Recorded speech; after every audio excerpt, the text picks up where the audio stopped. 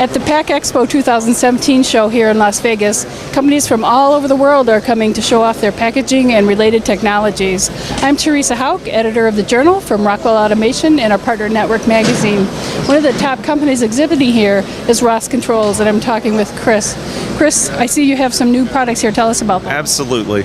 Well, Ross has been in the safety business for over 50 years.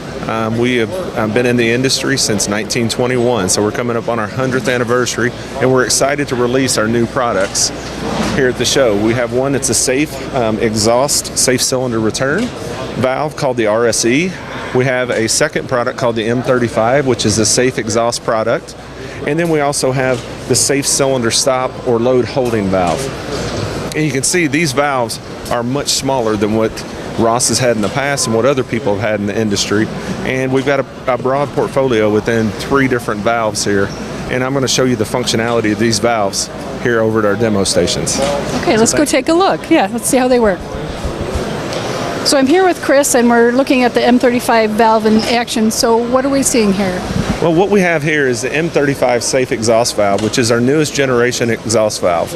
And this M35 is about half the size of the previous unit. It's faster, cheaper, and better. And what this unit does is it removes air pressure to prevent someone from being pinched in a pneumatic hazard. And so I'm going to start the machine cycle. I've got a cylinder that's cycling, moving up and down. And what I'm going to do is I'm going to break the light curtain and exhaust the air, which would let the cylinder drift down. So the air's exhausted. Now that the cylinder's drifting down, and there's no pressure there to pinch or hurt anyone. So this is the functionality of the M35 safe exhaust valve. And that's, what size is that compared to your previous one? It's about half the size of what we had with the same flow. And this product meets Category 4, Performance Level E, if properly integrated. Thank you. That's a big deal. Now let's take a look at your other new products. So I'm here talking with Eric, and we're talking about the RSC Series. So what are we looking at here? So we have a new series, the RSE, which actually has 2 safety functions that it can perform. It's a much smaller series than what we've been making typically. What we had here in this demonstration is actually the smallest size. It's an 1/8-inch port. So we can also perform the safe exhaust function, like you saw with the M35, with this RSE valve. Now that's on a base that is made for safe exhaust. There's also a base that can be used for safe cylinder return. So I can demonstrate when the cylinder's coming down, you'll see me break the light curtain and the cylinder will automatically go back up. So it's designed for a simple spring return function, but it has the redundancy, the fail-safe monitoring that you would expect in a Category 4 Performance Level E safety valve. It's really powerful. And we've got one more new product to look at. Let's do that now.